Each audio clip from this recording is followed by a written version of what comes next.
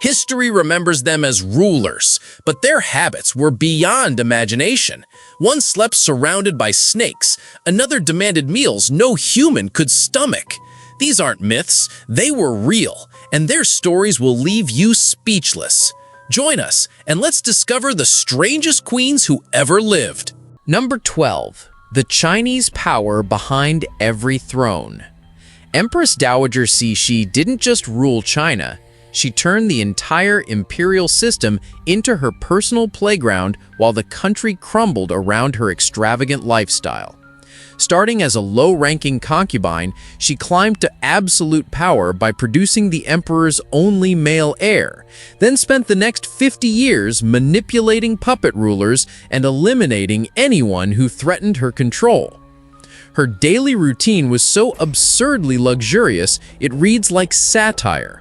She bathed in milk mixed with pearl powder, insisted on over 100 dishes per meal, though she barely ate any of it, and commissioned a marble boat for her garden while China's actual navy rotted from neglect. This wasn't just royal excess, this was deliberate performance art designed to demonstrate her untouchable status. When the Guangxu emperor tried to modernize China and reduce her influence, she had him imprisoned in his own palace, possibly poisoned, and continued ruling through his successor. Her paranoia reached legendary levels. She executed servants for imaginary slights, banned Western technology that might threaten traditional power structures, and surrounded herself with eunuchs and officials who competed for her favor through increasingly elaborate displays of submission. The weirdest aspect of her reign was how she maintained absolute control while China lost wars, territory, and international respect. Foreign powers carved up Chinese territory, but Cixi remained obsessed with palace ceremonies and personal luxury that consumed resources desperately needed for military defense. Number 11. The Virgin Queen's toxic beauty routine. Elizabeth I of England wasn't just refusing marriage proposals and building naval empires. She was slowly poisoning herself with the most dangerous beauty routine in royal history. While other queens used simple powders and rouge, Elizabeth slathered her face with a toxic white makeup made from lead that literally ate away at her skin over decades. The irony? She started using this deadly concoction to hide smallpox scars, but ended up creating far worse damage that required even thicker layers of poison to conceal. Her morning routine took hours and involved servants applying this lead-based paste so thick that contemporary accounts describe her face as looking like a painted mask rather than human skin. The lead makeup caused hair loss, so she compensated with towering wigs that grew more elaborate each year, eventually resembling architectural structures more than hairstyles. She even plucked her natural hairline back to create the high forehead that Renaissance beauty standards demanded, leaving her looking perpetually surprised. But here's the really weird part. She knew the makeup was harmful, but couldn't stop using it because removing the lead paint revealed the devastating skin damage it had already caused. Foreign ambassadors wrote home describing her appearance as frightening rather than regal. Yet she maintained this toxic routine for over 40 years. I have a question for you. First, I would like to say that it is possible to follow the greatest curiosities of our world every day. But to do so, you need to be subscribed to our channel. So, are you already subscribed? If not, take the opportunity to subscribe now. Also, take the opportunity to like the video so YouTube will recommend more videos from our channel. So leave your like right now. And now that you have done that, let's go! Number 10. The Italian Poison Queen. Catherine de' Medici turned Renaissance politics into a deadly game of chess where poison was the ultimate checkmate move. Born into Italians' most powerful banking family, she arrived in France as a teenage bride and gradually became the kingdom's most feared political operator through methods that would make modern spy agencies nervous. After King Henry II died in a tournament accident, Catherine seized control as regent and queen mother, but her real power came from an extensive network of spies, astrologers, and what historians politely call specialists in sudden death. She maintained a private laboratory where Italian alchemists created untraceable poisons, and her court astrologer Nostradamus provided cover for political assassinations disguised as cosmic inevitability. The 1572 St. Bartholomew's Day massacre remains her most infamous achievement. Thousands of French Protestants slaughtered in coordinated attacks that many historians believe she orchestrated personally.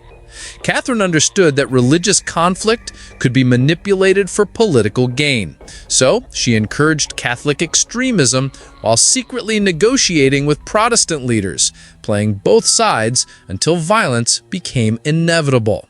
Her obsession with the supernatural wasn't just personal quirk, it was calculated psychological warfare. Number 9. The Afghan Revolutionary. Queen Soraya of Afghanistan attempted social revolution in one of the world's most conservative societies during the 1920s, pushing boundaries that seemed impossible to cross without triggering massive political upheaval. Married to King Amanullah Khan, she wasn't content being a silent royal consort watching her husband implement gradual reforms. Instead, she became Afghanistan's first feminist leader, attacking traditions that had restricted women for centuries through direct action that shocked both supporters and enemies. Soraya opened the country's first girls' schools, outlawed polygamy, and most controversially, appeared in public without the traditional veil that Afghan women had worn for generations. Her public appearances violated every social norm understood by conservative religious authorities, but she continued pushing boundaries that seemed designed to test how much change Afghan society could absorb. She delivered speeches encouraging women to participate in national life, saying they were equally capable of serving their country alongside men. These weren't private conversations with select audiences. These were public declarations broadcast across a kingdom where women traditionally remained invisible in political discussions. The backlash was inevitable and violent. Conservative tribal leaders, religious authorities, and foreign influences united against her reforms, viewing them as attacks on Islamic tradition and Afghan cultural identity. Number 8. The Mad Queen of Madagascar.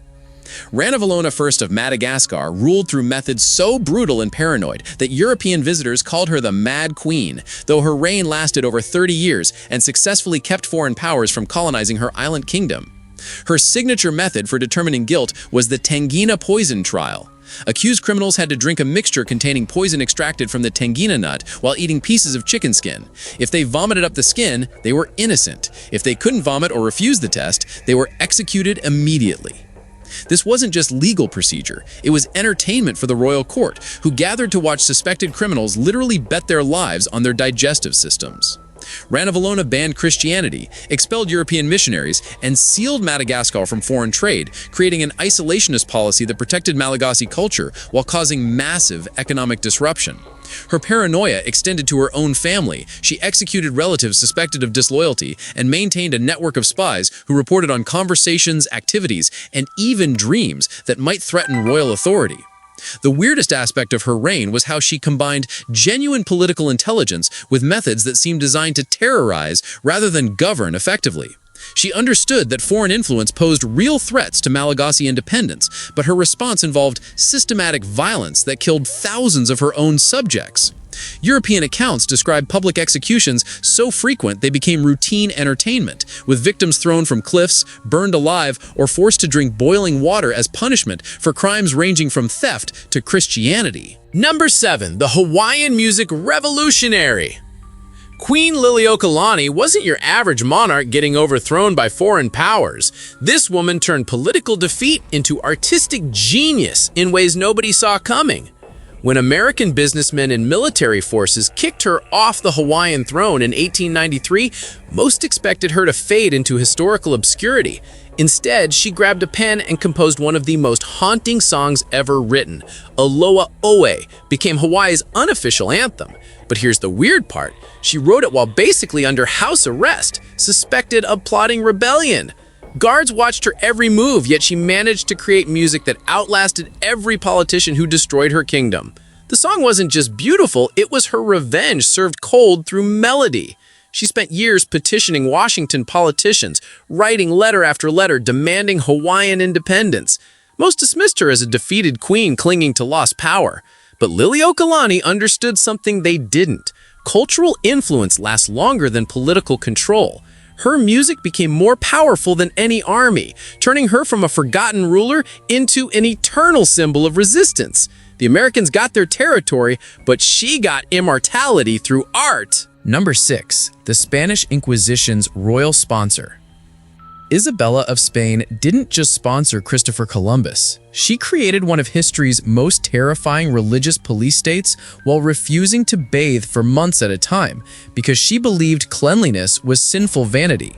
Her personal hygiene habits were legendary among European courts, where diplomats wrote home describing the smell that preceded her arrival at formal ceremonies. Isabella wore the same clothes until they literally fell apart, considering new garments a form of prideful excess that violated Christian humility. But her physical peculiarities were nothing compared to her political ruthlessness in creating a unified Catholic Spain. She expelled Jews and Muslims who refused conversion, causing massive population displacement and economic disruption that took generations to recover from completely. Those who remained faced the Spanish Inquisition, where torture and execution became routine methods for ensuring religious conformity among converted populations. The weird contradiction was how she combined genuine religious devotion with brutal political calculation that destroyed thousands of lives in God's name. Isabella personally attended auto de fe ceremonies where heretics were burned alive, viewing these executions as necessary spiritual cleansing rather than state-sponsored terrorism. Her support of Columbus opened the Americas to European colonization, but she insisted that indigenous populations be converted to Christianity, even as Spanish conquistadors enslaved and killed them systematically. Number 5. The Portuguese Resistance Strategist. Queen Nzenga of Ndongo and Matumba spent 40 years fighting Portuguese colonizers using tactics so unconventional they're still studied in military academies today. She didn't just resist European invasion, she turned gender norms upside down to gain strategic advantages that kept her enemies guessing for decades. Nzenga dressed as a man during battles, commanded troops personally, and maintained male attendants who dressed as women, completely confusing Portuguese officials who couldn't figure out how to negotiate with her. She forged alliances with Dutch traders, played local rivals against each other, and pioneered guerrilla warfare techniques that made conventional European military tactics useless. Portuguese commanders expected to face traditional African armies in open battle, but Nzenga specialized in hit-and-run attacks, ambushes, and strategic retreats that conserved her forces while inflicting maximum enemy casualties. Her diplomatic skills were equally impressive. She understood that survival required international alliances, so she maintained relationships with Dutch merchants who provided weapons and supplies in exchange for trade agreements. This partnership gave her access to European firearms while keeping Portuguese forces from achieving total dominance. The weirdest aspect of her resistance was how she used cultural manipulation as warfare. By reversing traditional gender roles, she created psychological uncertainty among enemies who couldn't predict her next move. Number 4. The Egyptian Artist. Queen Farida of Egypt transformed personal disaster into artistic triumph, proving that losing a crown doesn't necessarily mean losing dignity or purpose. Married to King Farouk at 17, she quickly discovered that being Egypt's queen meant tolerating a husband whose reputation as a playboy and gambler embarrassed the entire kingdom. Most royal wives of that era accepted their husband's infidelity as unfortunate but inevitable aspects of political marriages. years, but Farida refused to pretend everything was fine while Farouk's behavior damaged Egypt's international reputation. She publicly criticized his excesses, refused to attend events where his mistresses were present, and made no secret of her disapproval of his wasteful spending while ordinary Egyptians struggled with poverty. This defiance violated every expectation of royal wives, who were supposed to maintain graceful silence regardless of personal humiliation. After 10 years and 3 daughters, Farouk divorced her in 1948, expecting this would end her public influence and force her into quiet obscurity like other discarded royal women. Instead, Farida embraced independence with enthusiasm that surprised everyone who had known her as a submissive young bride. She returned to painting, a passion she had abandoned for royal duties, and developed artistic skills that earned international recognition completely separate from her former royal status. Her artwork gained respect in galleries across Europe and the Middle East, proving she possessed talents that had nothing to do with wearing a crown or attending state dinners. Number 3. The British Queen of Dramatic Friendships. Queen Anne of Great Britain turned royal court politics into a soap opera through her intense, volatile relationships with female favorites who wielded more influence than most kings.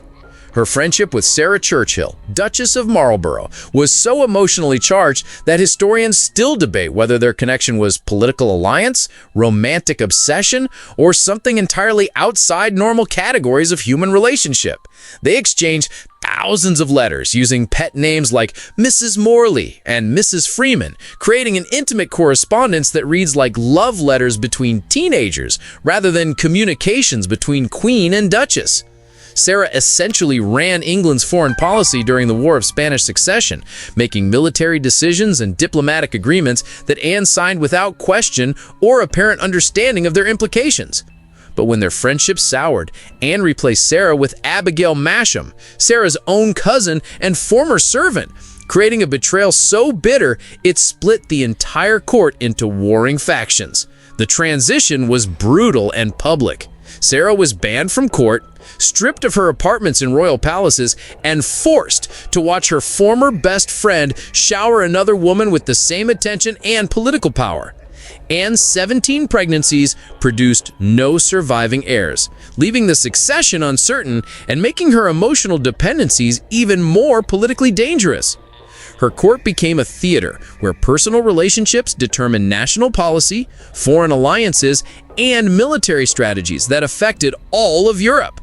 The weirdest aspect was how Anne's need for intimate female companionship shaped England's role in major European conflicts, proving that loneliness can literally change the course of international history. Number 2.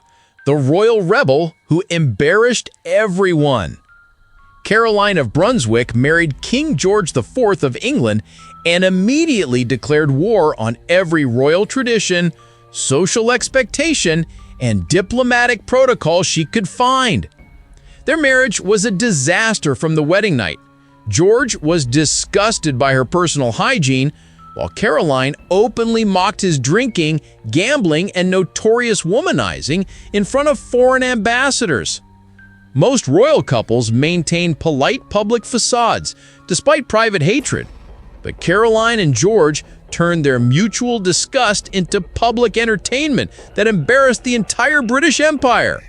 She refused to play the submissive royal wife, instead surrounding herself with eccentric foreign companions and lovers who scandalized proper British society. She traveled across Europe, creating diplomatic incidents wherever she went, dancing with Italian revolutionaries, flirting with enemy agents, and generally behaving like she was on permanent vacation from royal responsibility. When George became king, he tried to prevent her coronation by literally locking the doors of Westminster Abbey, creating a scene where the Queen of England was physically barred from her own husband's coronation ceremony. The public loved her defiance, viewing her as a victim of royal cruelty and male oppression, but foreign governments found her behavior diplomatically problematic. She became a symbol of resistance to monarchy's strict rules, inspiring other women to challenge social expectations while embarrassing George at every public appearance. Number 1. The medieval divorce pioneer, Tamar of Georgia did something absolutely unthinkable in medieval times. She divorced a king and kept ruling solo. This wasn't some quiet annulment handled by church officials. This was a queen publicly declaring her husband unfit and booting him out of the kingdom. Prince Yuri Bogolubsky seemed like perfect royal marriage material until Tamar discovered he was abusive, power-hungry, and plotting against her authority. Most medieval queens would have endured the abuse, accepted their fate, and hoped their sons might rule better. Not Tamar. She gathered her court, announced the marriage was over, and had Yuri escorted to the border with clear instructions never to return. The nobility went crazy. A woman divorcing a man? A queen ruling without a king? This violated every social norm they understood. But Tamar had military backing and popular support, making their objections irrelevant. When Yuri tried to reclaim his throne through force, she crushed his armies twice, sending a message that resonated across the region. Her independent rule transformed Georgia into a regional superpower. She expanded borders, defeated Byzantine and Muslim enemies, and fostered a cultural renaissance that produced masterpieces like The Knight in the Panther's Skin. Tamar commissioned stunning architecture, strengthened the Orthodox Church, and improved infrastructure while maintaining complete political autonomy. Still curious? Then don't stop now. The next mystery is already waiting for you. Just click the video on screen. I saved it just for you. See you there, curious one.